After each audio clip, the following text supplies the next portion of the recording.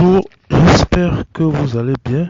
Alléluia, gloire à Dieu. Je rends grâce à Dieu Tout-Puissant pour son infinie bonté et amour. Alléluia. À l'égard de ses enfants, à l'égard de ses créatures, qui veut toujours sauver. Il a envoyé sauver par son bras puissant, par son Fils qui est l'empreinte de sa personne, le reflet de son image. Je rends grâce à Dieu Tout-Puissant, qui m'a donné le souffle de vie, qui donne à tous le souffle de vie. Nous avons tous été créés par Dieu. Nous existons tous, nous venons tous de quelque part, de Dieu qui est esprit, qui nous a conçus depuis longtemps. Nous avons été conçus. Oui, nous avons été conçus. Je rends grâce à Dieu au nom de Jésus-Christ, qui vient de l'hébreu Yeshua Amashia ou Yehoshua Amashia. C'est en lui que je me confie. C'est lui qui m'a permis d'être sauvé. C'est lui qui m'a baptisé de son Saint-Esprit. J'ai reçu le baptême il y a de cela quelques années. Quelle immense joie, quelle immense grâce, quel merveilleux salut. Je suis vraiment reconnaissant.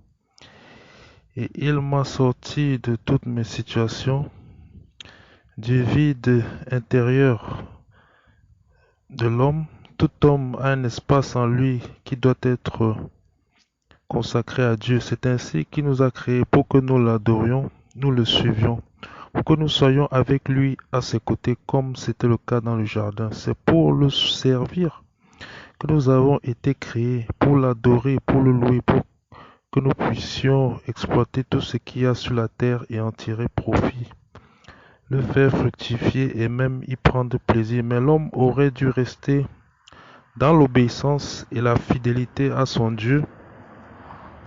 Mais le péché étant venu par le serpent qui a fait tomber l'homme, la mort est venue dans le monde avec pour résultat l'accumulation renouvelée des péchés de génération en génération.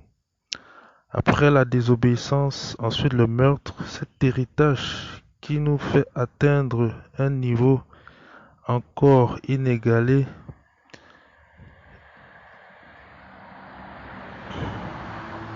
depuis Sodome et Gomorrhe et peut-être même avant. C'est pour dire que vraiment aujourd'hui, tout le monde peut constater à quel point les valeurs morales se sont distillées avec le temps. C'est difficile de garder toute son intégrité. Ce que nous-mêmes étions avant, les valeurs apprises de nos parents étaient très bonnes dans l'enfance parce que les parents savent ce qui est bien pour leurs enfants.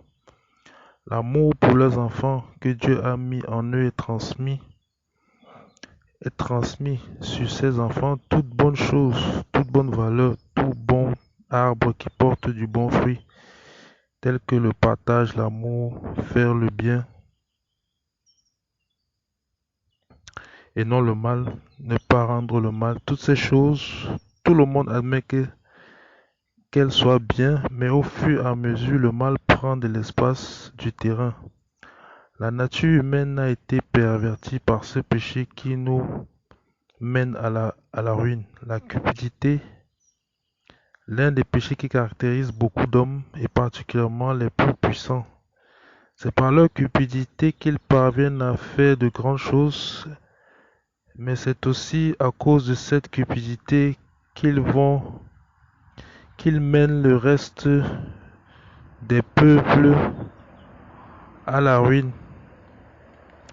Pour un profit personnel, ils sont prêts à vendre des âmes, à sacrifier, à faire des choses innommables et ignobles.